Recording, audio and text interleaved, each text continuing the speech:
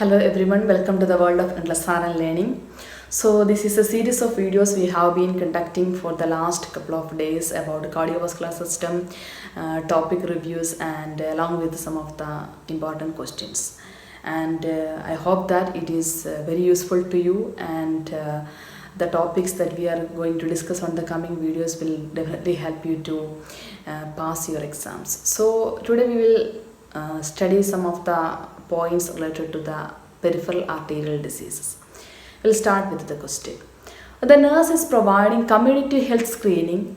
Which of the following clients should be referred to healthcare provider for further evaluation? So the question is asked, the nurse is providing a community health screening. We know that the health screening are conducting mainly to find out the diseases early. So if you find out such disease early, we can do some lifestyle modifications and the client can undergo proper treatments, so avoid further complications.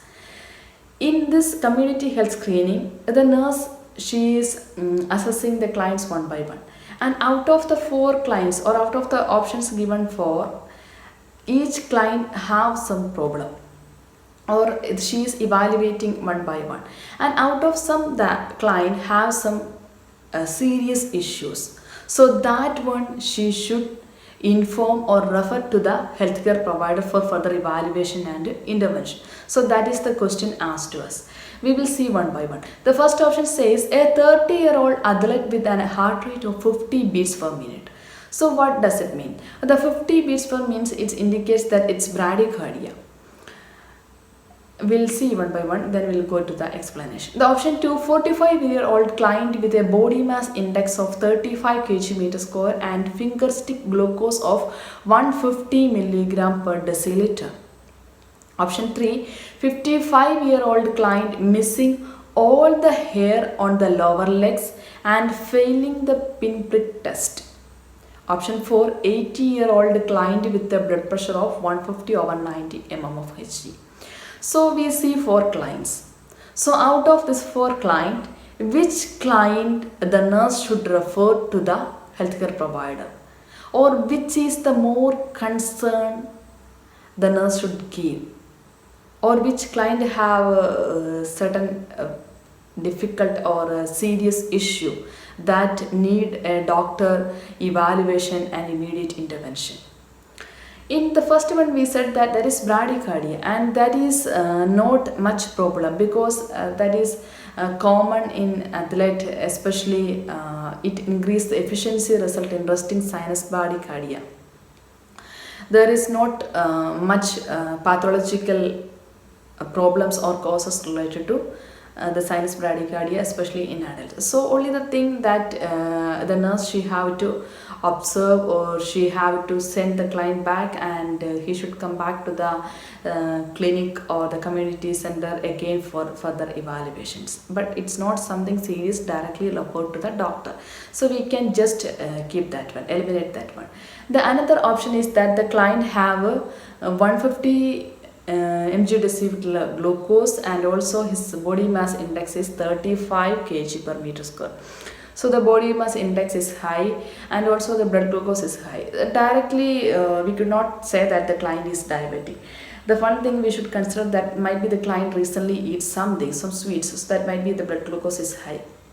But we should take some measures to find out, to diagnose whether the client is diabetic or not, because already he is obesity and his age is 45, so there are certain chances the client may develop diabetes in the scenario.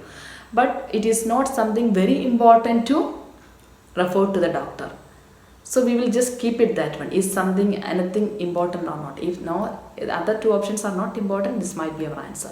Otherwise another one. So we'll see the another one. What is the option 3 says? The option 3 says 55-year-old client missing all the hair on the lower legs and failing the pinprick test. It's very important. It seems like our answer, right? Because before in the previous video we have studied that the clients who have a peripheral arterial disease and their hair will lose from the lower leg and it's look like some atherosclerosis problems and all. So this client also failing the pinprick test, which means that we are conducting this test especially in neurological conditions or to find out the problems that is related to the peripheral arteries. So if the client failed to that particular test, which indicates that peripheral neuropathy. So what are the some conditions or the causes related to that? Sometimes the client may have atherosclerosis, that might be the circulation to that particular area or to the circulation to the lower extremity compromised and lack of perfusion. So those will lead to the loss of hair and the skin atrophy. So these are the things connected to this. And another thing that in the peripheral arterial disease, the loss of hair, this is one of the main clinical manifestation. So the nurse, she find the client may be have some problem. So it needs some immediate assessment, evaluation and intervention. So the nurse should recommend or refer this client to the healthcare provider for further proper evaluation and interventions. Is that clear? I hope it's clear to you. Then the another option we will see why that is not an answer for us. 80-year-old client with a blood pressure of 150/90 mmHg. We know that the hypertension and the diabetes, these are some of the geriatric conditions, and these are common in clients those who have age, those who are aged. So the Joint National Committee guidelines recommend against treating blood pressure readings more than 150/90 mmHg in client age more than 60. So that is a common thing you usually seen in all the screening if you are doing in the geriatric clients. So that also need evaluation, but that is not much important compared to the peripheral arterial disease or the peripheral neuropathy. These all four clients, they need evaluation. They need some kind of proper assessment to find out why it's happened.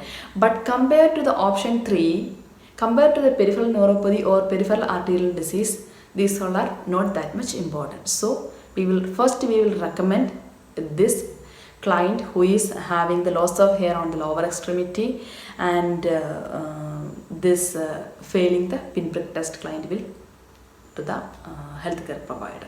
Is that clear? I hope it's clear. I haven't given much explanation because already we have discussed about the peripheral arterial disease and pinprick test in the previous videos. So if you're not clearly understood, go through those videos and watch. We have discussed all the clinical manifestations of peripheral arterial disease in those videos.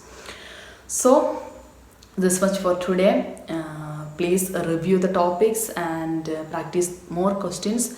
This will definitely help you to tackle your exams. So bye bye now.